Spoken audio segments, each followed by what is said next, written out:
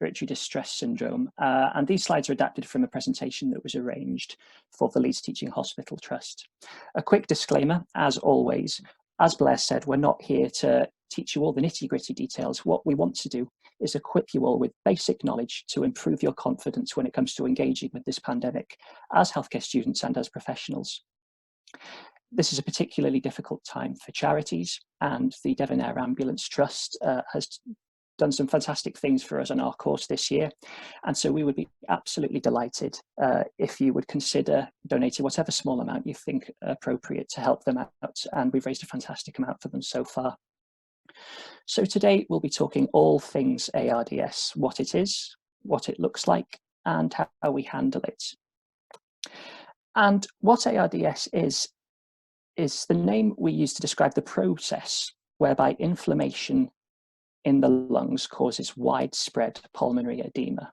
And pulmonary edema is fluid within the alveoli, those small air cavities. And this inflammation can originate in the lungs, or it can be part of a more systemic process like sepsis. Now, some of you may have come across pulmonary edema before in the context of heart failure, what we call cardiogenic, originating in the heart, cardiogenic pulmonary edema. And this type of pulmonary edema is actually subtly different to that which we encounter in ARDS. And this difference can perhaps best be explained using the analogy of a river. In heart failure, the heart is unable to pump blood around the body effectively. And so you end up with a bit of a backlog upstream, somewhat similar to the presence of a dam in a river. And this downstream obstruction causes rising pressure. And in the bloodstream, this will eventually cause the fluid in the blood to spill out over into the alveoli. However, there are other ways in which the fluid in the blood can spill out, and that is if the riverbank, as it were, is itself damaged. And in ARDS, the inflammatory processes cause damage to the barriers in the capillaries and around the alveoli, thus allowing the fluid in the capillaries to leak out into the airspace. Now, somebody in the lecture on Tuesday asked about transudate and exudate when it came to pulmonary edema. And if this is something that interests you, then hopefully you can see now why cardiogenic pulmonary edema is described as transudative, in that it is caused by rising hydrostatic pressures. However, ARDS inflammatory process is more exudative, in that it is caused by increased permeability in that alveolar capillary interface. But fluid isn't the only problem. In ARDS, acute respiratory distress syndrome, there is inhibition of microvascular tone. Those capillaries aren't as able as normal to squeeze that blood around. There is also destruction of the ion channels, which are the pumps that normally pump that fluid back out of the lungs. So in ARDS, not only is there the problem of rising fluid, there is also the problem that the lungs are not as well equipped to deal with this problem. And thirdly, ARDS causes inhibition of surfactant production. And surfactant is something that we've discussed a number of times already.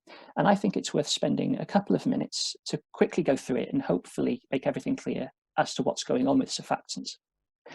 Now, when you go outside after it's been raining, you can see that water droplets have appeared on the leaves. And the question is, why does the water bunch together into droplets rather than spread out into a thin layer of water across the leaf? And this is because of the fact that where there is a boundary between water and air, the water molecules at the surface will want to stay as close together as possible. This is surface tension, and it's caused by the innate attraction between water molecules. And this attraction means that at small sizes, the surface tension can overcome the squashing effects of gravity, and the molecules bundle together into these droplets. Now, in the alveolus that you can see on the right-hand side of the screen, There is a film of liquid lining the cells, which itself forms a boundary with the air. And the molecules at the surface will try and pull close.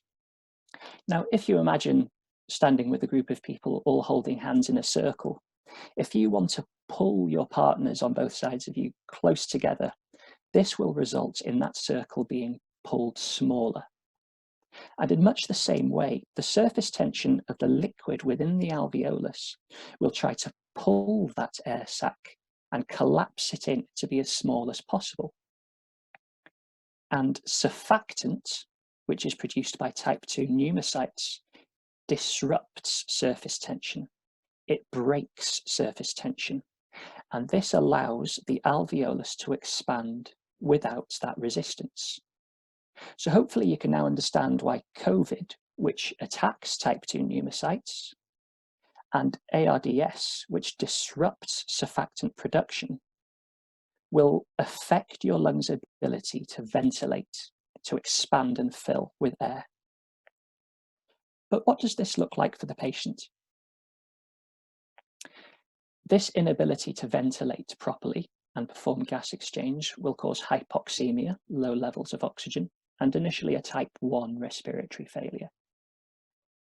The breathlessness will be acute, and it'll probably be worse on lying down, which is consistent with all conditions that cause fluid on your lungs. Now, some of you may be aware of anecdotal evidence stating that breathlessness isn't really something that appears in the early stages of COVID. You'll have low oxygen levels, but you won't be struggling to breathe that much. But it's worth remembering that COVID is only one cause of ARDS. There are multiple. And COVID itself, if it does progress to ARDS, will cause breathlessness and eventually a type 2 respiratory failure. So let's have a look at some X-rays. Hopefully you can all see in this X-ray that there is a diffuse, cloudy, general opacification, almost as if the lungs are acting like sponges and becoming boggy with all of this extra fluid. And you can see quite well in this one that ARDS doesn't really look like anything else. It doesn't look like a nice patchy consolidation of pneumonia. It doesn't look like a pneumothorax. It doesn't look like a pleural effusion. And those of you with better eyes than mine, and indeed a better computer screen than mine, might even be able to spot some famous curly bee lines infringing on that thorax there. This is a CT scan of a patient with ARDS. The patient's lying on their back, and we are now looking along and up through their chest. These two kidney-shaped structures on the sides are the lungs. That's the heart in the middle at the top, and that's the spine in the middle at the bottom. And normally you'd want these lungs to be full of air and appear nice and dark on this CT scan. But as this red arrow is pointing out, you can see this horrible, patchy, widespread gunkiness within the lungs. This is consistent with pulmonary edema and ARDS. This is quite a severe case. And while ARDS is a significant condition, it can actually be quite mild in some cases.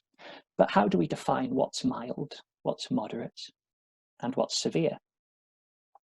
Well, we use the ratio of PaO2 to FiO2.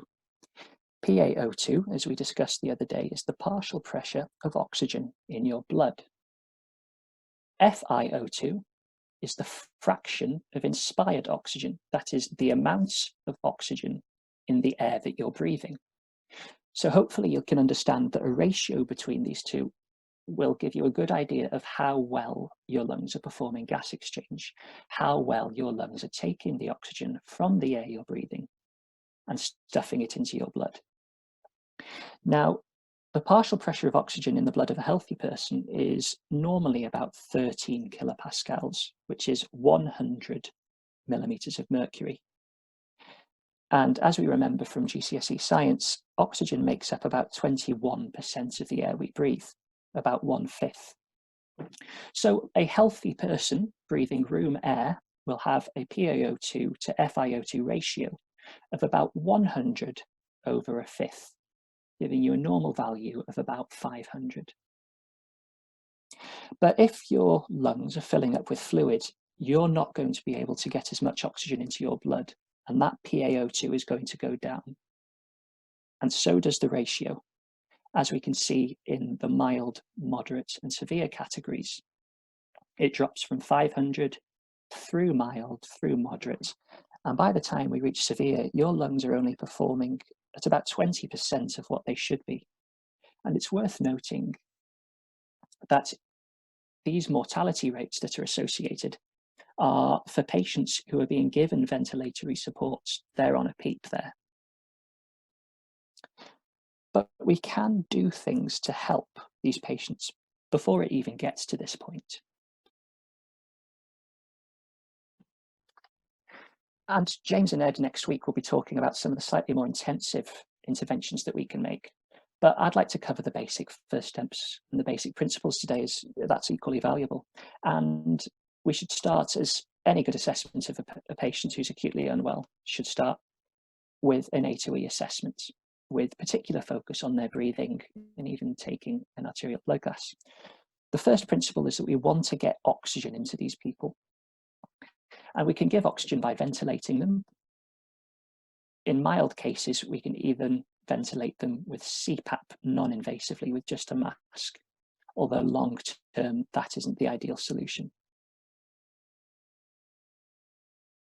And we like to put a little bit of what we call PEEP, a bit of extra pressure of at least 5 into those lungs. And this bit of extra pressure pushes the oxygen across the membrane into your blood, gives it an extra kick, and also serves the secondary function of giving it a little bit of extra oomph to keep your alveoli open, to stop them from collapsing, just like putting an extra puff of air into a balloon that you're trying to inflate. And there's an excellent YouTube video that we've added into the links at the end that demonstrates PEEP on a pair of pig lungs that hopefully will help demonstrate this point. This extra pressure will cause a little bit of extra wear and tear over time, but in many cases, sometimes you have to prioritize short-term oxygenation and survival with the longer-term damage. We want to very carefully manage the level of fluid in these patients. If their lungs are full up with blood and fluid and exudate, then we don't want to be pumping any extra fluid into their veins, because it'll just go straight through and into their lungs. However, as I said earlier on in the presentation, ARDS can be caused by sepsis, and as part of the sepsis 6, we treat sepsis with fluids. So in patients who are acutely unwell with systemic inflammatory problems and other comorbidities, fluid management becomes a very difficult balancing act. And it's really the kind of decision that should be made at a senior level. And in any patient presenting with ARDS, we really want to be contacting the experts over in ICU to help manage these patients. As we've said in previous lectures, along with ventilation and along with fluid management, proning can help. And proning has caused a bit of confusion, as I've noticed in the chats throughout the previous 2 sessions. So I think it's worth spending a couple of minutes again just to really pin down what proning is all about. So this is my slightly rushed drawing of a patient lying on their back, and we're looking side on into their chest. You've got the red-orange heart at the top, you've got the pink diaphragm with the intestines, and you've got the blue lungs. Now, when you're lying on your back, the lungs and the diaphragm and the intestines are all pushing down, exerting pressure on your lungs. And the alveoli at your back, at the bottom when you're lying on your back, are squashed the most. So it's the alveoli towards the top that are going to be most ventilated. However, due to gravity, blood is going to pool towards the bottom. And so you end up with the area of most perfusion and the area of most ventilation being on opposite sides of the lung. And this causes a ventilation perfusion mismatch. However, if you lie on your front, you can see that the diaphragm and the abdominal contents and the heart are no longer pressing down on your lungs. and your lungs are allowed to hang down freely. And the alveoli towards the front of your lungs, at the bottom in this diagram, are allowed to open fully and are most ventilated. And again, due to gravity, the blood will be pooling down here. So you end up with the area of most ventilation and the area of most perfusion being the same place. And this causes your ventilation and perfusion ratio to be much more comparable, much closer to 1 across that pulmonary tissue, which means your lungs are going to be much more efficient at ventilating, perfusing, and respiring and oxygenating your tissues, which is why it's so helpful in patients with ARDS. So that pretty much covers everything I'd like to discuss. I'll let you read through these final points in your own time, but I'd like to conclude with hopefully a positive message, which is that COVID-19 is new, but it's only one potential cause of acute respiratory distress syndrome, and ARDS is not anything new, and it's something that we successfully treat all the time. So hopefully you shouldn't feel too frightened if you should ever come across a patient with this. It's simple measures performed in good time can really make all the world of difference. So here are the resources, the YouTube links that I talked about, including one to a great YouTube video that covers most of the principles I've discussed so far. And there are some useful resources to read through if you're so interested there.